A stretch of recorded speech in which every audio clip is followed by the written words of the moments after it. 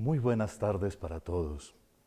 Comenzamos hoy nuestros coloquios espirituales pensando en toda la trayectoria que hemos seguido hasta el día de hoy, cuando concluimos un ciclo que a mi modo de ver puede ser muy útil para revisar nuestra vida, para hacernos cada vez mejores discípulos del Señor, pero de una manera muy especial, como trataremos de decirlo esta noche, para hacernos más libres, para vivir más bonito. Porque siempre que se cumple la voluntad de Dios, nuestro Señor, crecemos y vivimos mejor.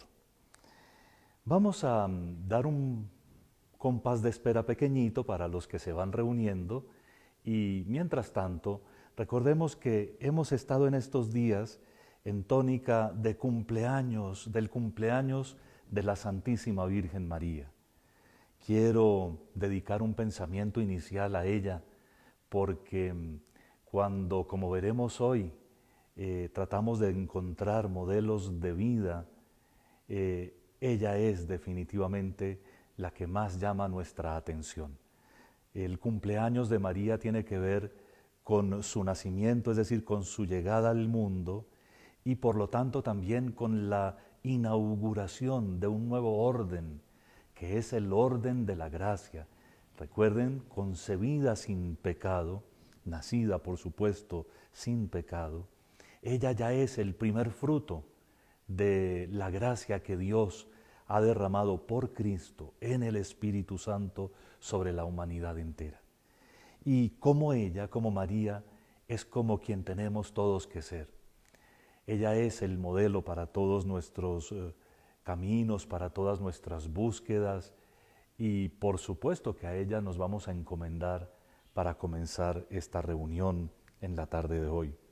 Se trata de hacer coloquio con el Señor de tal manera que una de las actitudes fundamentales que tal vez todos tenemos que hacer y que proponernos desde el inicio es, por dentro, tener a Dios presente. Saber que es con Él, con quien hablamos, es su palabra la que vamos a escuchar, aunque sea explicada, pero es siempre todo lo que se oye aquí fundamentado en la palabra divina. Así que el corazón tiene que ponerse como el de la Virgen, listo para recibir las cosas como viniendo de Dios y atento para que cuando haya pequeños signos de que Dios está allí, algo que toca profundamente, que conmueve, que llama la atención, que pone a pensar, entonces decirle a Dios, aquí estamos. Sí, Señor, voy a tratar, voy a tomar nota para luego analizar. Y verán ustedes cómo se vuelve fecundo este ejercicio de entrar en diálogo con Dios nuestro Señor gracias a la palabra inspirada. Sin más preámbulos, comencemos. En el nombre del Padre y del Hijo y del Espíritu Santo. Amén.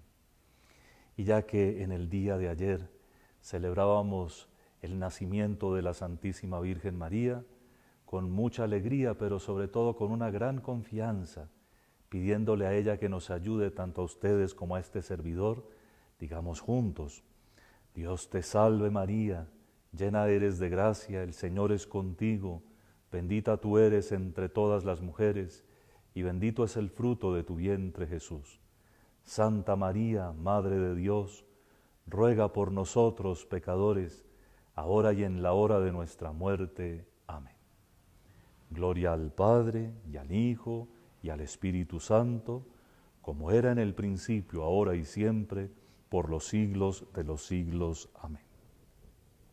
Y vamos a leer un parrafito que ya leímos en nuestro análisis del contenido del Sermón de la Montaña, pero sobre el que quisiera que fundamentemos lo que sigue.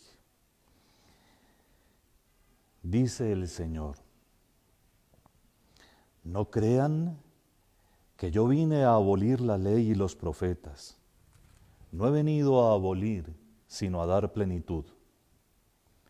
En verdad les digo que antes pasarán el cielo y la tierra a que deje de cumplirse hasta la última letra o tilde de la ley. El que se salte uno solo de los preceptos menos importantes y se lo enseña hacia los hombres, será el menos importante en el reino de los cielos. Pero quien los cumpla y enseñe será grande en el reino de los cielos. Porque les digo que si su justicia no es mayor que la de los escribas y fariseos, no entrarán en el reino de los cielos.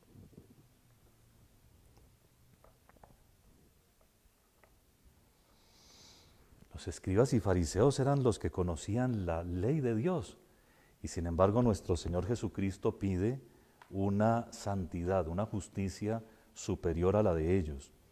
Por eso nosotros tenemos que entender desde el principio que todo lo que estamos haciendo, lo estamos haciendo con una nueva luz, que es la luz de Cristo. Precisamente es a partir del Sermón de la Montaña como hemos hablado de los mandamientos. Les recuerdo que primero habíamos analizado las bienaventuranzas y habíamos dicho que eran horizontes que se proponían a la libertad humana, de tal manera que uno realmente anhelara ser como Cristo, el que es desprendido de todo lo que no sea la voluntad de Dios y el plan de instaurar en el mundo la misericordia infinita, es decir, pobre de espíritu, pobre en el espíritu, quien supo vivir claramente una opción por los que más sufrían, hasta compadecerse con ellos, pero además quien sufrió por los pecados del mundo entero. Bienaventurados los que lloran, que vivió su condición de Dios hecho hombre en la máxima humildad.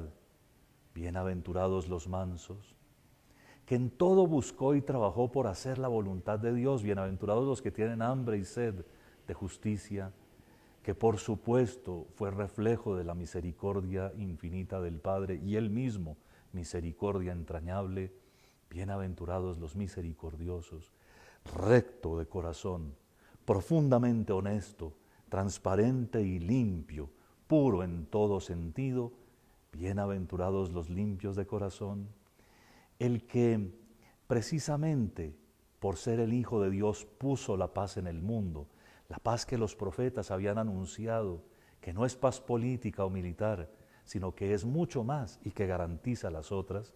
Entonces, bienaventurados los que trabajan por la paz y que perseguido hasta la muerte nos dejó un camino por el que transitamos, querámoslo o no, en medio de este mundo, si cumplimos bien con el programa de las bienaventuranzas y con los mandamientos. Ustedes ya saben, y algunos de ustedes por experiencia, que cuando uno trata de cumplir la ley de Dios, siempre resulta con enemigos gratuitos, siempre resulta con uno que dice, es que usted es muy estricto, es que usted no me comprende, es que usted no es cercano, es que usted no entiende nada y yo sí entiendo todo. Pero esos son los perseguidos, octava bienaventuranza. Entonces comenzamos por ahí, si ustedes recuerdan bien, dando esos horizontes del reino, o criterios, valores del reino, que no son obligatorios, o mejor dicho, que llaman de tal forma al alma que quiere parecerse a su Creador y Señor, que quiere parecerse a Cristo, que de todas maneras siguen ahí como horizontes en los que nuestro comportamiento simplemente va buscando, va logrando, va caminando, va sobre todo apoyado por la gracia, encontrando los caminos de Dios. Pero nuestro Señor mismo nos introdujo en el final del capítulo 5 de Mateo a su propia interpretación de los mandamientos. Ustedes oyeron que se había dicho a los antiguos, no cometerás adulterio, pero yo les digo, todo el que se atreve a mirar con impureza a otra persona, ya cometió adulterio en su corazón. Y Jesús hace lo que nadie hubiera pensado que se podía hacer, que es tomar las palabras de Dios, las 10 palabras, el decálogo, los 10 mandamientos, y ajustarlos. Pero yo les digo, así se dijo a los antiguos, pero yo les digo a ustedes. Y con eso nos mostró además su condición de Dios.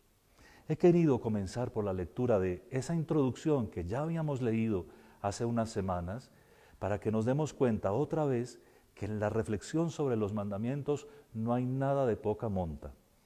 Pasarán el cielo y la tierra antes que una tilde deje de cumplirse de los mandamientos. Hoy en día, entre los escritores espirituales, hay una tendencia a la ligereza muy grande, una tendencia a decir, no, es que nuestro Señor es pura libertad, es que le quitó al sábado todo el misterio que tenía, contestó duro a los fariseos y a los publicanos, pero quizá olvidan estos detalles en los que el Señor dice, no, es que no se trata de eso, se trata de vivirlo todo, ciertamente, con una nueva libertad, ciertamente porque es la dignidad de cada ser humano lo que más importa, porque somos hijos de Dios como Él, ¿cierto? Él por naturaleza, nosotros por participación, pero hijos de Dios, y porque de todas maneras, en estos caminos que se abren, hay verdad abundantísima para nuestra vida, para nuestra sociedad, para que todo marche bien. Así que, si nos fijamos atentamente, nuestro Señor Jesucristo, en vez de suprimir la obligatoriedad de la ley, la ajustó más, ¿no?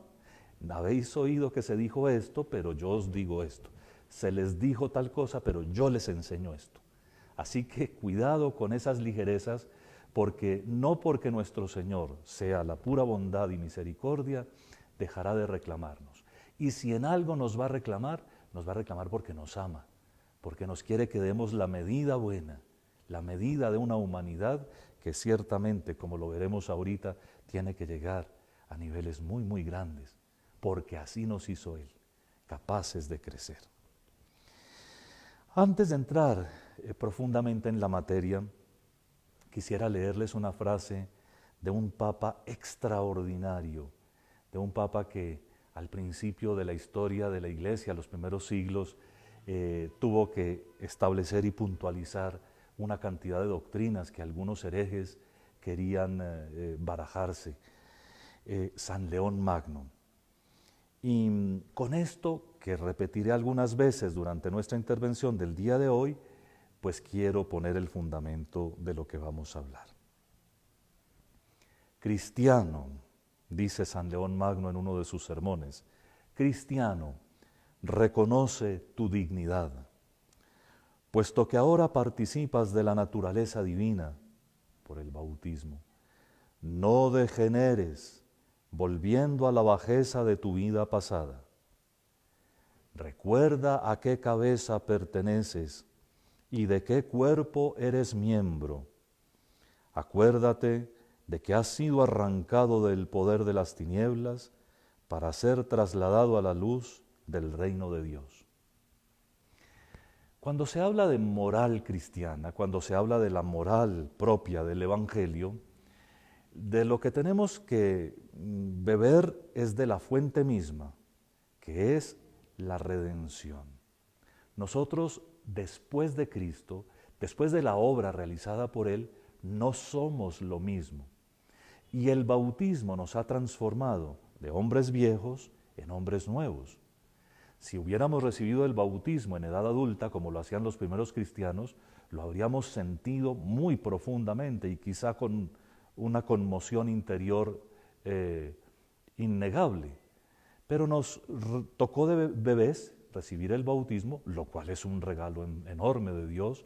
Desde pequeñitos somos cristianos y tenemos que hacer el esfuerzo por recordar que si no nos hubieran dado el bautismo, seríamos de un montón que no tiene la gracia.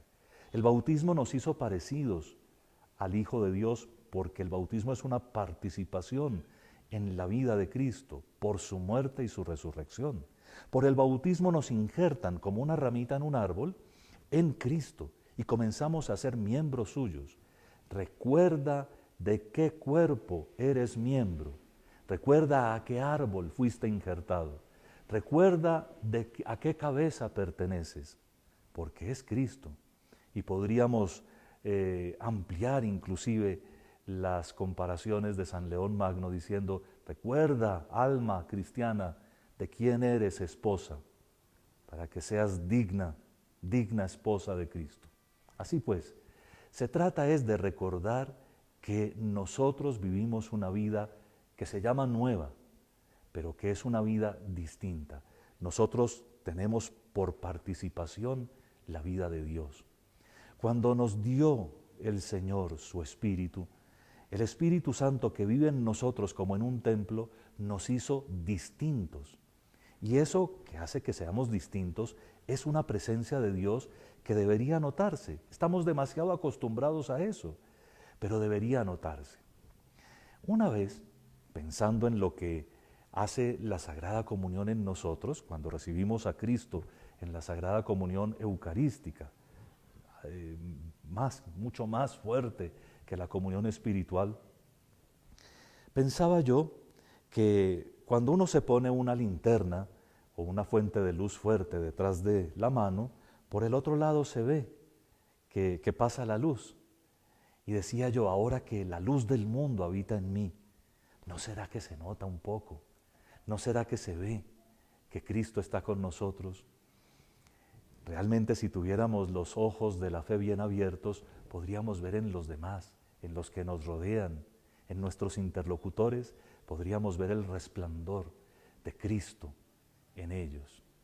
Siempre que se hable de moral cristiana, hay que pensar en ese resplandor, en el resplandor que debería brotar de nosotros en nuestros pensamientos, palabras y acciones. Sí, debería notarse que Cristo está allí, que Cristo sigue amando con nuestras manos, con nuestro corazón, que sigue construyendo el mundo, que sigue viviendo entre nosotros, que sigue haciendo la misericordia presente, porque cada uno de nosotros lo transparenta. La moral cristiana no es pues una cosa aterradora y difícil. En todo esto pensamos precisamente porque cuando repasamos los mandamientos parecía que había mucha doctrina, ¿no? Cada mandamiento tenía una lista de pecados tan grande que nosotros podríamos llegar a haber pensado, bueno, entonces nos toca cuidarnos de esto y de aquello y de los de más allá. Pero la moral no es eso, la moral cristiana no es eso. Tenemos que formarnos y por supuesto que esta reflexión sobre los mandamientos nos ayuda en ese camino de nuestra formación, pero esa formación no es para que estemos viendo, bueno, contra este pequé, contra este pequé, contra este pequé, porque así no es la historia con el Señor. Se trata de tener de tal manera formado nuestro interior al estilo de Cristo, como verdaderos discípulos del Señor, que por el amor de Dios vivamos como corresponde. Entonces es mucho más simple y todo lo demás nos va a servir, pero no es el fundamento. El fundamento es el Señor y su vocación. Él nos ha llamado para que seamos parte de su cuerpo, miembros de ese cuerpo, sí, parte de esa cabeza, ¿no? Y eso es muy grande. Bien. Ustedes han visto que nuestros coloquios últimamente llevan el título de Cristo y los mandamientos. Y quisiera entonces, rapidísimamente, volver a repasarlos para que vean unos detalles que hacen que, vistos por Cristo, los mandamientos sean mucho más dichosos, mucho más luminosos.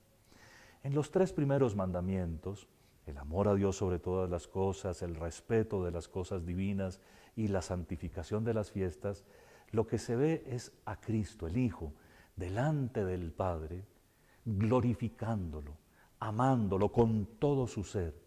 ¿Puede al caso alguno de nosotros pensar que a nuestro Señor Jesucristo, en el seno de la Trinidad, en la compañía del Padre y del Espíritu Santo, le falte algo de donación?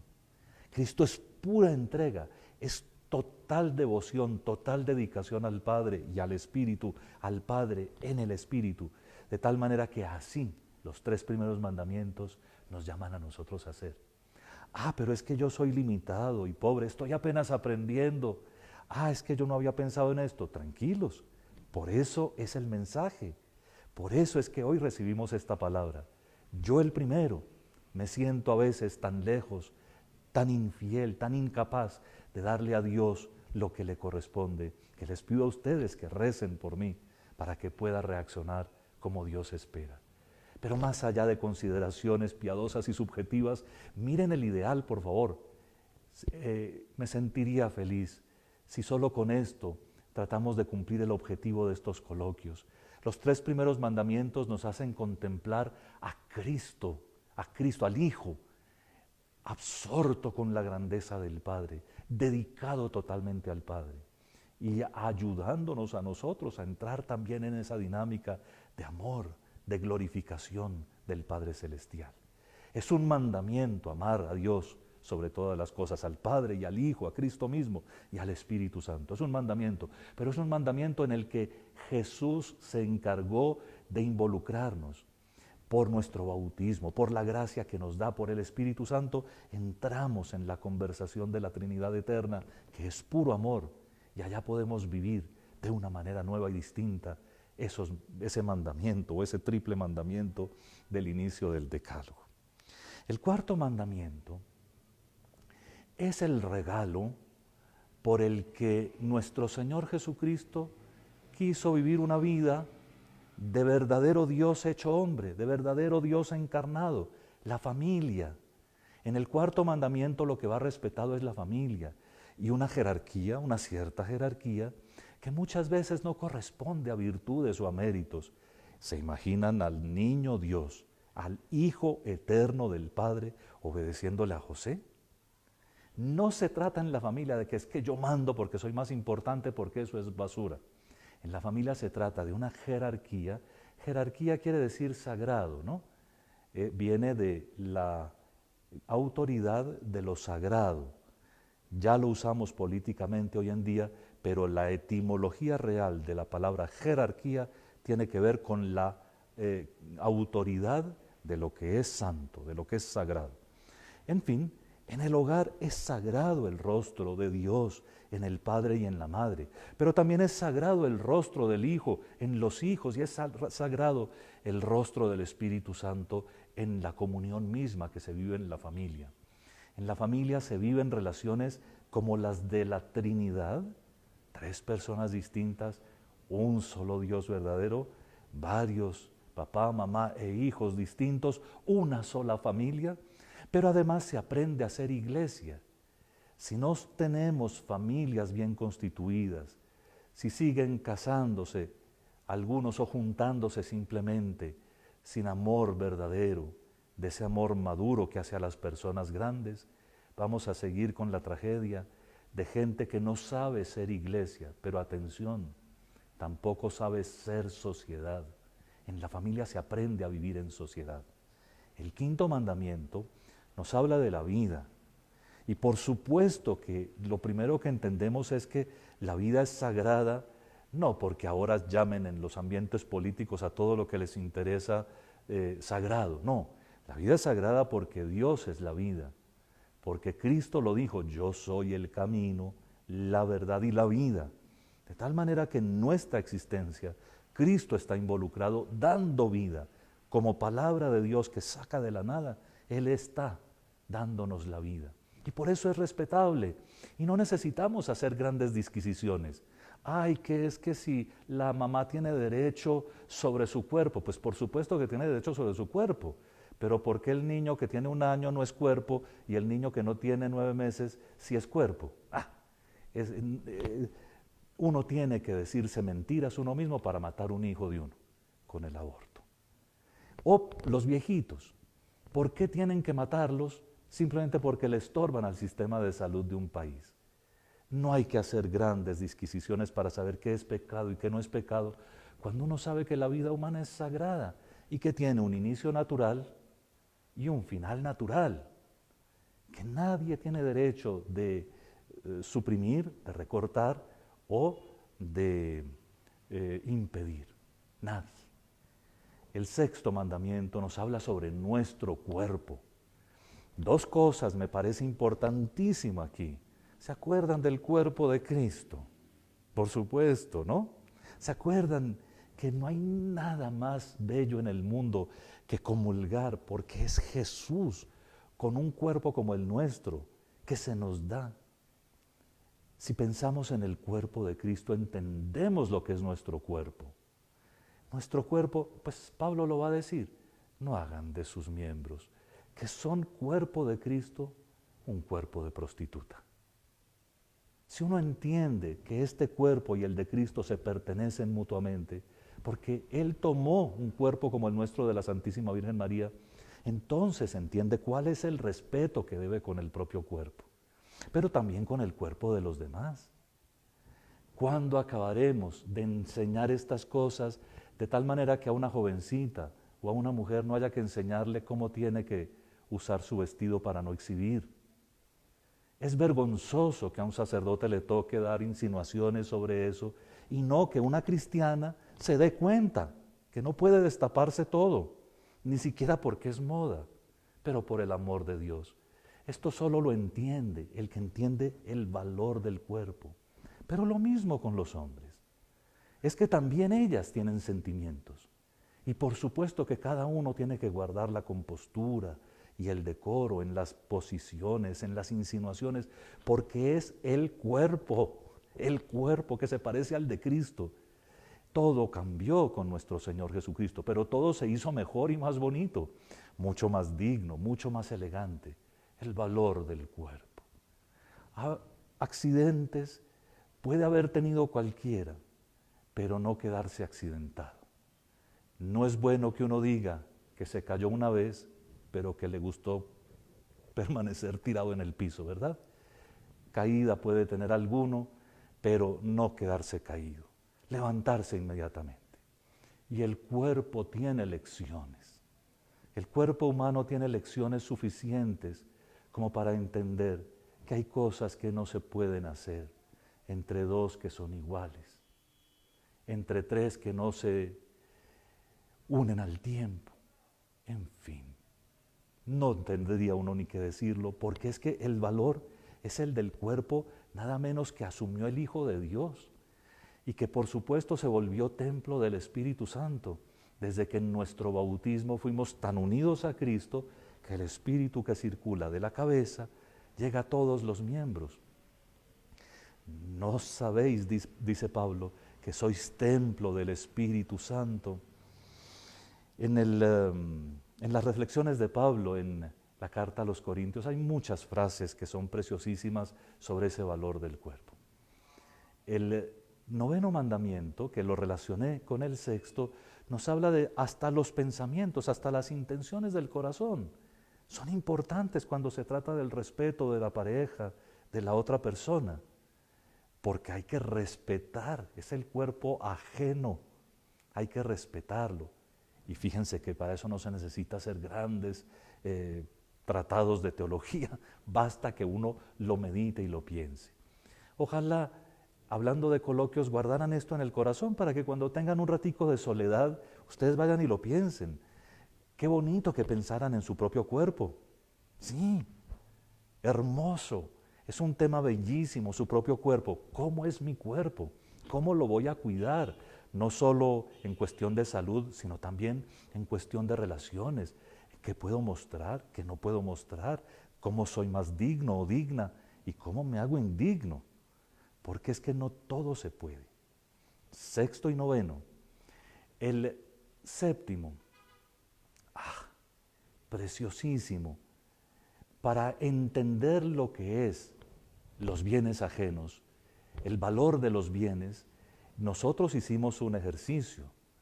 Y el ejercicio consistió en pensar en la creación, así de fácil. ¿Para quién creó Dios todo lo que existe? ¿Para unos poquitos o para todos? La respuesta es tan simple que no hay derecho de decir uno que no entiende el séptimo mandamiento. El séptimo mandamiento nos manda a cuidar los bienes ajenos. Y ajena es la banca del parque, ajeno es el poste, ajeno es el semáforo, ajeno es el aviso de la carretera. Eso es ajeno, eso es de todos. Pero ajena también es la naturaleza y los ríos y los mares y el aire, porque sí, son míos, pero son del mundo y yo debo respetarlos. Pero igual, eso mismo nos dice que el Señor, aunque lo creó todo para todos, de todas maneras a cada uno le otorga lo que necesita para vivir, lo que necesita. De tal manera que también hay propiedad privada, también hay propiedad de las personas individuales. Nadie pondría problema porque uno tiene unas pantuflas o un saquito viejo. Algunos quizá pondrían problema porque uno tiene una gargantilla, un anillo de oro con diamantes o con cosas por el estilo. Pero nadie pondría problema por unos zapatos viejos. Pues vean, lo uno y lo otro son del otro y hay que respetarlos. Y no se necesita, como he dicho con los otros, una gran disquisición para captarlo. Nuestro Señor Jesucristo vivió una relación con los bienes del mundo muy particular. Al final no tenía nada, pero por supuesto que durante su vida pública tenía hasta tesorero. ¿Se acuerdan de Judas, que era el que guardaba las ofrendas que les daban? Dice también en San Lucas que las buenas mujeres que los seguían aportaban sus bienes también para que las cosas funcionaran en ese grupito que nuestro Señor reunió. El octavo mandamiento nos habla nada menos que de la honestidad, que distingue a Jesús de pies a cabeza. El Hijo de Dios hecho hombre se distingue y todos lo ven porque es verdadero. No miente, no engaña, no falsea, no hace trucos, no roba, no desordena nada, no hace comentarios baratos, no hace comentarios inútiles, no se burla de la gente, no hace chistes de doble sentido. Jesús el verdadero. ¿Cómo no pensar en el octavo mandamiento pensando en Jesús? Pues mis queridos hermanos, esto es lo que quería decirles, y como les anuncié que íbamos a hablar de la moralidad de los actos humanos, pues entonces unas ayuditas. Vean, los mandamientos se sostienen por sí solos y por supuesto que hay muchos actos que por la sola naturaleza de la condición humana, de la familia, de la vida, del cuerpo, de los bienes, de la verdad, ¿cierto? Por la sola naturaleza de lo que es relativo a la humanidad, pues son cosas malas.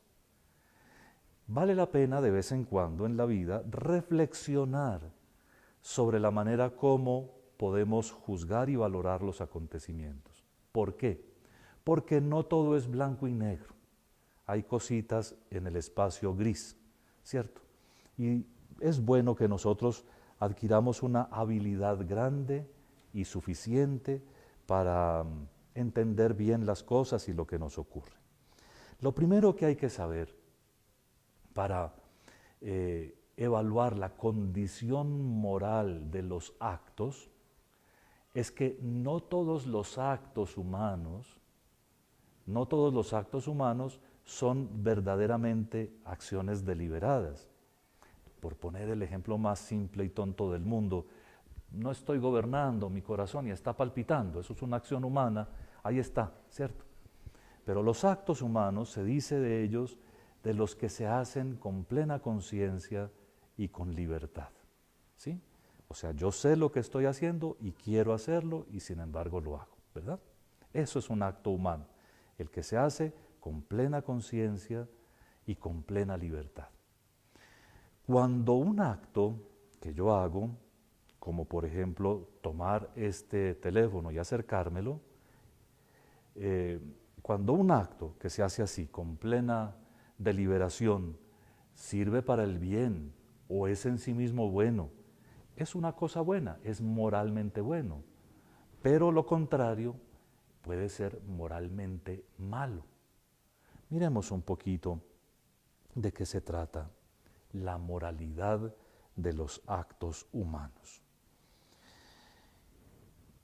La voluntad, nuestra voluntad, está hecha por Dios solo para buscar el bien. Claro, uno no buscaría el propio mal. Uno solo busca el bien o lo que le parece bueno en algún momento determinado. Cuando uno sabe eso, uno sabe que el corazón humano está hecho para cualquier cosa, para cualquier esfuerzo, cualquier sacrificio, cualquier elección que construye, que eleva, que dignifica. Pero la historia, inclusive la personal, muestra que muchas veces usamos esa facultad que Dios nos dio, no para conseguir lo bueno y que nos hace crecer, sino lo que nos arrastra y nos enloda, o lo que complica la vida de los demás. Es increíble, ¿no? Entonces, si nuestra voluntad está hecha para eso, cuando la voluntad está iluminada adecuadamente por la inteligencia, es decir, cuando sabe de qué se trata lo que va a hacer, lo puede elegir como bueno, buenísimo. Pongamos un ejemplo que podría ser muy común en muchas partes. Tomarse una copita de licor o dos con algunos amigos, todos sabemos que no tiene nada de malo. Pero el hecho es que hay personas que cuando toman no pueden dejar de tomar, y en segundo lugar, hay personas que cuando toman se ponen groseras por violencia o groseras por, francamente, cochinas, ¿verdad? Se ponen de malas intenciones, impuras. Cuando pasa cualquiera de esas dos cosas, la persona debe abstenerse de tomar, porque sabe que con el licor, aunque sea poquito, va a tener reacciones feas. Y entendemos así que una cosa que no es ni buena ni mala en sí misma, puede volverse mala porque perdemos los controles, porque allí la libertad se orienta hacia algo malo. Tomar podría no ser ni bueno ni malo, pero tomar cuando uno sabe que va a terminar embarrándola es malo, así de claro.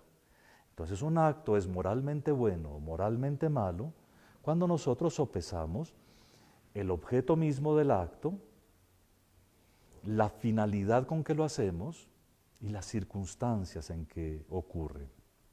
Apréndanse esas tres, las da entre otras cosas también el Catecismo de la Iglesia Católica. La moralidad de un acto humano, de un acto verdaderamente humano, es decir, que se hace con libertad, depende de tres cosas: del objeto elegido, del objeto de nuestro acto, qué es lo que pretendemos, qué es lo que buscamos, de la finalidad con que lo buscamos y de las circunstancias en que ocurre. Objeto, finalidad y circunstancias. Objeto. El objeto puede ser bueno, malo o indiferente. Un objeto bueno, una obra de caridad. Un objeto malo, el adulterio, es siempre malo. Objeto bueno, una obra de caridad. Objeto malo, el adulterio. Un objeto indiferente, oír música. No es ni bueno ni malo. El objeto, o sea, lo que es objeto de un deseo o de un acto humano, puede ser bueno, puede ser malo o puede ser indiferente. Cuando el objeto es malo, no importa cuál sea el final con que lo hacemos, no importa cuál sea el objetivo o el deseo con el cual lo hacemos, la intención con la que hacemos la cosa, no se vuelve bueno. O sea, yo no puedo cometer un adulterio diciendo que le voy a hacer pues un favor a una persona que está sola, porque no puede. La finalidad no mejora el acto malo, el objeto malo. Y las circunstancias. Las circunstancias no pueden cambiar tampoco la moralidad de un acto. Pero me desordené un poquito, perdónenme. Entonces, el objeto puede ser bueno, malo o indiferente. La finalidad no cambia, que sea bueno, que sea malo o que sea indiferente. La finalidad de un acto puede, eso sí, cambiar lo bueno en malo. Por ejemplo, la obra de caridad. ¿La estoy haciendo por amor verdadero o para conseguir un premio? ¿O para que me vea otro? ¿O para hacerme popular? Entonces la finalidad puede corromper la obra buena. La cosa indiferente, oír música o cualquier otra, pero lo hago con una intención mala, para molestar al vecino. Entonces se vuelve malo. Entonces, atención, el objeto puede ser bueno, malo o indiferente. La finalidad puede ser buena o mala. Si es buena y el objeto es bueno, si es buena y el objeto es indiferente, el acto va muy bien. Pero si el objeto es malo, siempre es malo el acto. Y si la finalidad es mala, puedo dañar hasta los objetivos buenos. Las circunstancias. Ahora sí, Las circunstancias nunca cambian la moralidad de un acto. Por ejemplo, que es que había presión de la familia o presión social para que yo abortara. El aborto sigue siendo aborto, el pecado sigue siendo gravísimo, la situación no cambia. Lo que las circunstancias a veces hacen es atenuar la culpa que uno puede tener o en ciertos momentos hasta mejorar la virtud, ¿no? Mejorar el mérito, hacer más interesante el mérito. Por ejemplo, si yo hago la obra de caridad, ¿cierto? Por amor de Dios, pero además le agrego allí el bien de la sociedad, porque haciéndole una obra de caridad a esta persona, como darle trabajo, también mejoro su familia, no solo por amor de Dios, sino que quiero que su familia progrese. Entonces le acumulan cosas buenas. Las circunstancias pueden hacer que los objetos, que los actos mejoren o empeoren. No cambian la moralidad del acto, que sea bueno o que sea malo, pero sí lo hacen un poquito más meritorio o un poquito más castigable, más punible. Entendido eso, entonces la moralidad de los actos humanos depende de que nosotros elijamos un objeto bueno, que tengamos una finalidad buena y que no haya circunstancias que lo devalúen. Esto es fácil, digamos la teoría, pero más fácil entenderlo con los ejemplos. Vean, hay objetos que siempre son malos porque van contra la ley de Dios o contra una legislación sana, humana, que tenga derecho de legislar sobre el particular, ¿verdad? Entonces, hay objetos que siempre son malos, siempre. Podríamos poner ejemplos de cosas que nunca funcionan, como por ejemplo, una blasfemia. La blasfemia siempre será mala, aunque, es que me estaban obligando, que me iban a matar. Los mártires fue por no blasfemar, muchos de ellos, ¿no?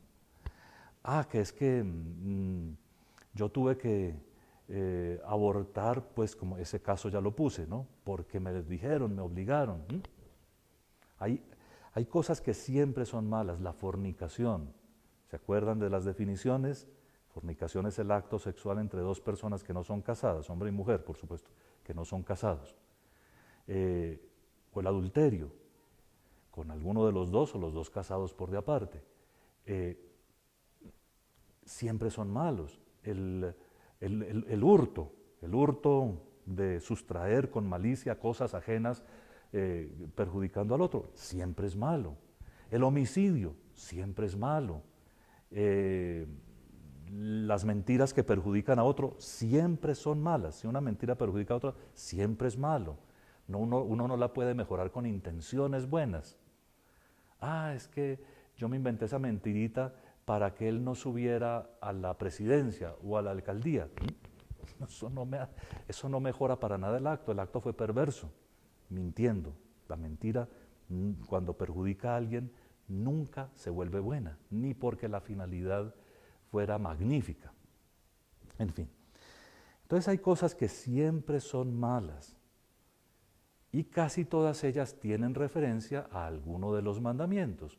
Pero en la sociedad se entiende eso mejor con las leyes justas que hay en una nación.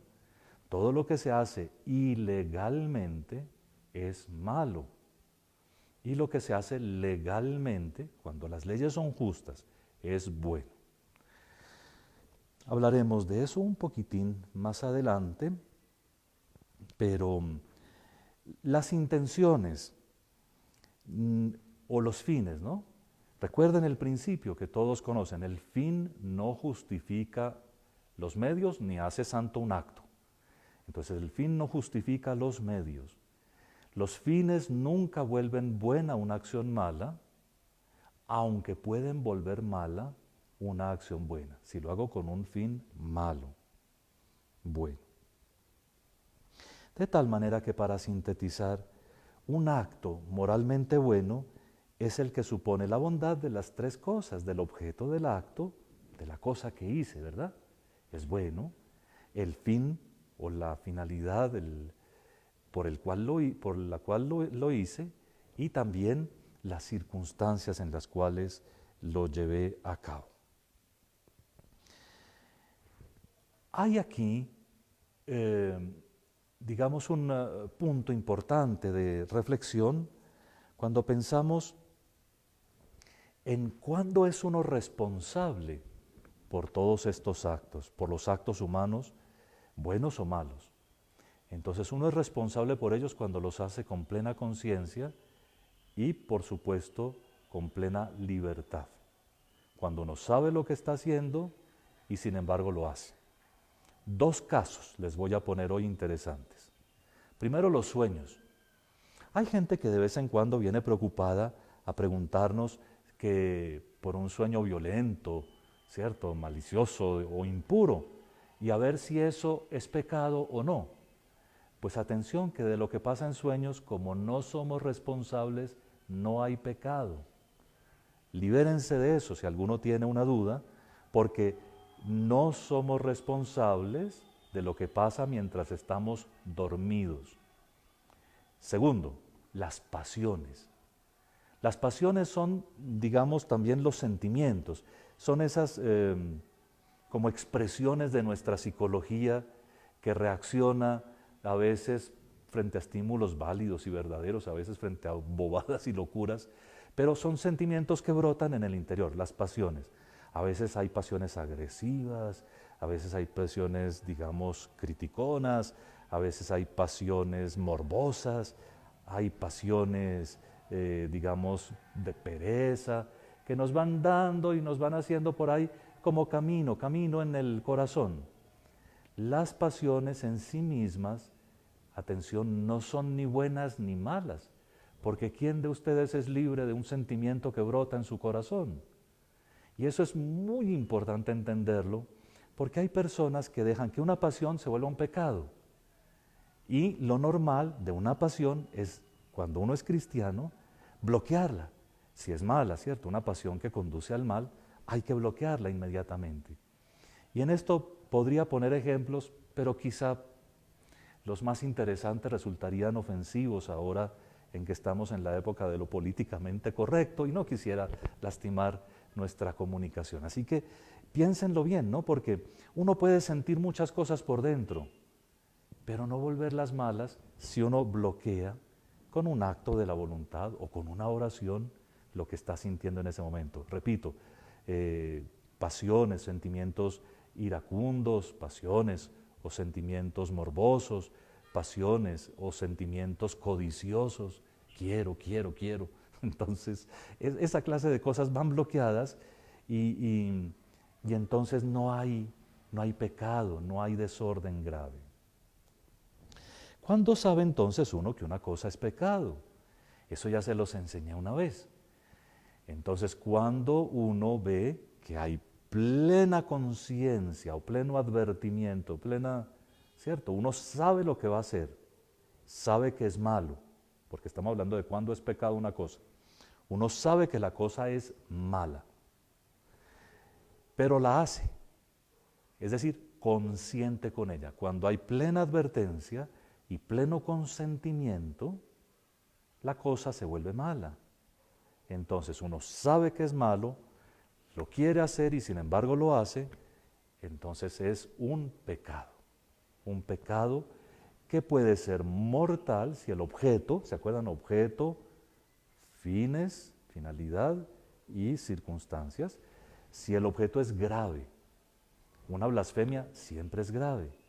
La mayoría de los pecados de gente adulta contra el sexto mandamiento son graves siempre. De gente que ya maduró, son pecados mortales, la mayoría, siempre el objeto es grave. Entonces, ¿cuándo es pecado? Recuerden el versito que una vez les enseñé. El sentir no es consentir, ni el pensar mal es querer. Consentimiento ha de haber junto con el advertir. Entonces, para que una cosa sea pecado, consentimiento y advertencia. Advertencia es darse cuenta y consentimiento es querer hacerlo a pesar de que uno se dé cuenta que es malo. Si hay esas dos cosas, hay pecado. Y es grave si la materia es grave. Si la materia es leve, pues, hombre, pasó. Cuando hay materia leve, bueno, cuando, por ejemplo, se sustrae uno por equivocación algo que no era de uno y después es imposible devolverlo, pues, una cosita chiquitica, una mata, un borrador, un lapicero que se quedó, se le olvidó a uno y ya después se vuelve imposible devolverlo. Cuando la materia es leve, el pecado puede ser venial. Cuando la materia es grave, el pecado es mortal. ¿De dónde viene esa distinción de mortal y venial? Una vez en una conversación con alguno de los buenos amigos que tengo, este era un gran caballero luterano, al preguntar este tema, entonces me dijo con un rostro de sinceridad una frase muy bonita, ¿no? Eso desde que sea pecado es mejor no ofender a Dios, tal cual.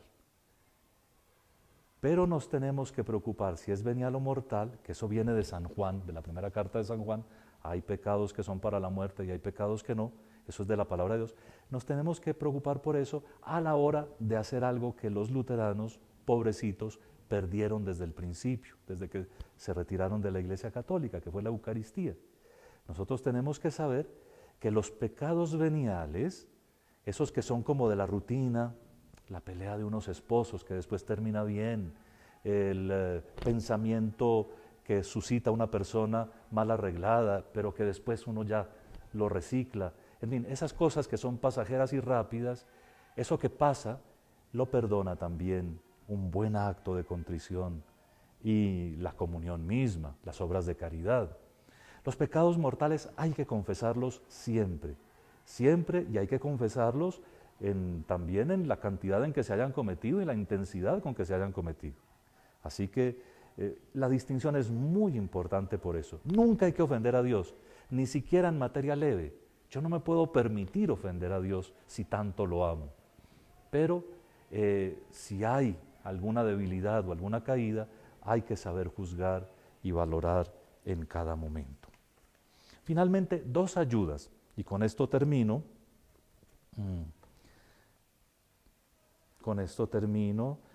De tal manera que creo que si hubiera alguna pregunta que fuera interesante, digamos, para todo el grupo que está ahorita reunido, con mucho gusto yo creo que podemos responder una o dos preguntitas. Tenemos dos puntos de apoyo para entender la moralidad de nuestros actos humanos, de nuestros actos responsables. Y esa doble fuente de ayuda son la ley y nuestra conciencia. La ley nos ayuda a entender cuáles son los actos buenos y cuáles son los actos malos, ¿verdad? Por la ley entendemos si una cosa es ordenada o desordenada. La ley es de dos clases. Hay una ley que se llama natural, que es la que está escrita en las cosas, digamos, es la ley, por ejemplo, de que cuando uno se alimenta, uno crece, ¿verdad? La ley es natural, o la ley también es positiva. La ley positiva es la que se escribe. Entonces, la ley positiva puede ser de dos clases también, la de Dios, como los mandamientos, que es siempre absoluta, hay que cumplirla, o la de los hombres, que hay que cumplirla siempre y cuando refleje la ley natural o la ley de Dios. Si hubiera una ley que nos mandara a abortar, no teníamos obligación de cumplirla. Atención, ¿no? Entonces la ley dice lo que es bueno y lo que es malo. Por eso la ley nos ayuda, los mandamientos nos ayudan iluminándonos, educando nuestra conciencia.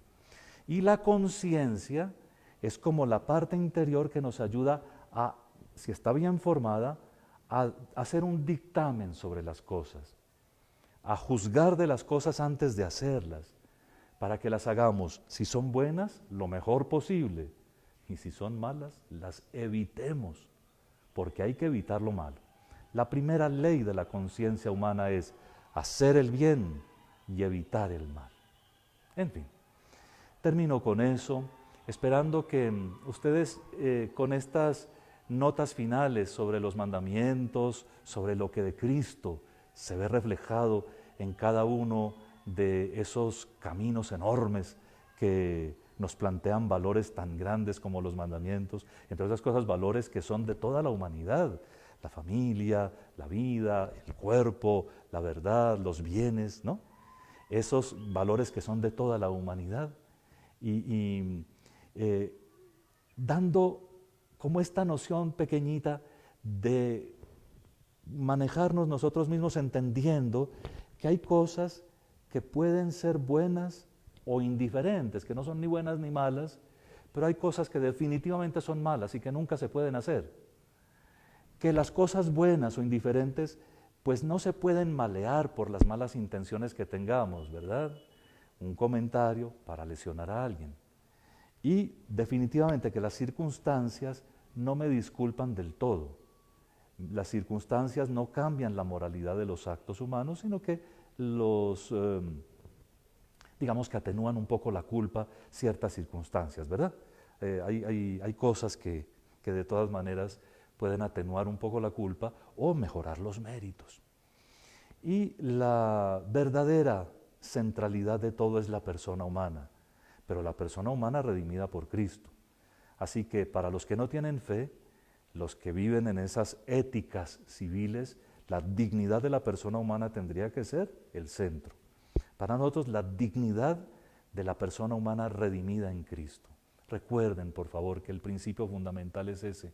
No podemos desmejorar. Si Cristo ya nos redimió, si Cristo ya nos dio la pureza, la vida, si Cristo ya nos dio la libertad frente a los bienes terrenos, no podemos volvernos y esclavizarnos de tantas cosas. Bien. Parece que en el día de hoy no tenemos ninguna pregunta, entonces despedimos la sesión tranquilamente. Dios les pague por su atención. Les pido que hagamos un instante de oración por la perturbación que hay en este momento en la calle, que no sé si ustedes están oyendo por el micrófono.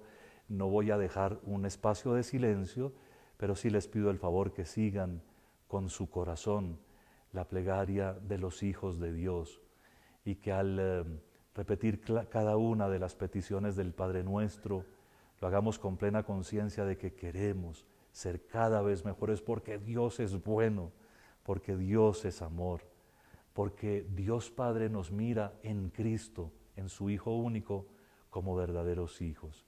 Así con confianza, con humildad, con sencillez, digamos juntos: Padre nuestro que estás en el cielo, santificado sea tu nombre, venga a nosotros tu reino, hágase tu voluntad en la tierra como en el cielo. Danos hoy nuestro pan de cada día, perdona nuestras ofensas como también nosotros perdonamos a los que nos ofenden. No nos dejes caer en la tentación y líbranos del mal. La semana entrante tendremos otro tema, siempre dentro de los capítulos 5, 6 y 7 de San Mateo, es decir, vamos a seguir con el Sermón de la Montaña. Así que prepárense porque ya salimos de este esquema de los mandamientos y vamos más al comentario bíblico. Estamos en el mes de la Biblia y es muy importante todo lo que hagan por leer con tranquilidad, con alegría, con sencillez la Sagrada Escritura, comenzando, ¿por qué no?, por favor, por los Evangelios, que son historia que sí podemos entender. Leerlos así, sencilla y serenamente, y alimentarnos con esa palabra. A todos los bendigo de corazón, en el nombre del Padre, y del Hijo, y del Espíritu Santo. Amén. Muchas gracias.